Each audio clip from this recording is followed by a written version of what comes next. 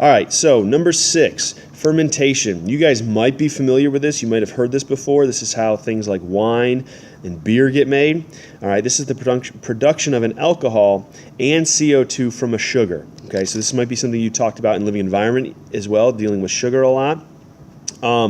So in this case, guys, notice how we're taking one reactant and we're forming multiple products. So again, keep that in mind, those little things to kind of help with this. So this is where you have something like your sugar, so C6H12O6, for example, so that would be glucose, but it could be any sugar.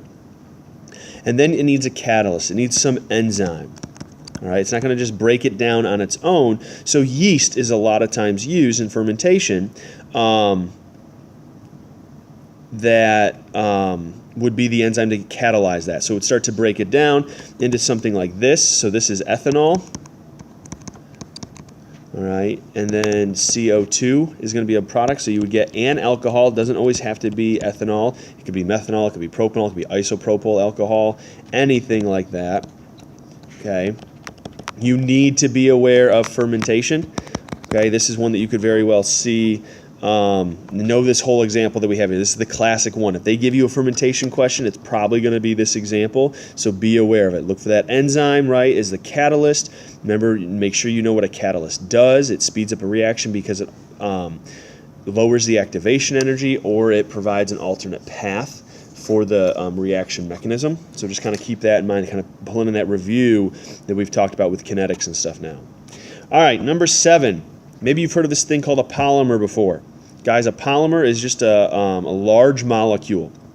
Okay. Typically we talk about polymers in terms of plastics. So there's two reactions to kind of think about with polymerization. Okay, polymerization typically means the formation of large molecules. Polymer, guys, poly is your clue there. Okay, so you're going to take smaller molecules and you're going to link them together. I took a whole class in grad school on inorganic chemistry, and that's what they were doing a lot of times. This is how we get our plastics. So, you know, threads for shirts, for any plastic bottle. This is the reaction that they're doing, are polymerization reactions. Organic compounds that are made up of chains of smaller units covalently bonded together called monomers. Small molecules joined together. Okay, so we're taking small pieces and we're joining them together to form large ones. Polymers are large molecules with unique characteristics. Starch, cellulose, protein, those are polymers. There's synthetic polymers, like I was talking about, plastics, nylons, rayons, polyester, that type of stuff. So there's natural polymers, and then there's synthetic ones as well. The natural ones obviously will break down. It's those synthetic ones that we use a lot, why we have like a garbage island out in the Pacific Ocean and stuff like that we're trying to work at reducing. So 2 things you want to remember, guys.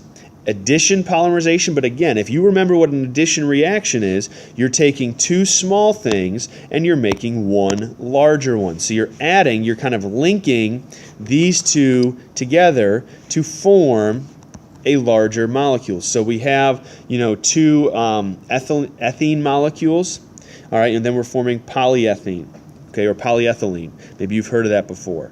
Okay, this would be the reaction they would do. So you take something that's unsaturated, 2, and they become 1 thing, so you're making something larger.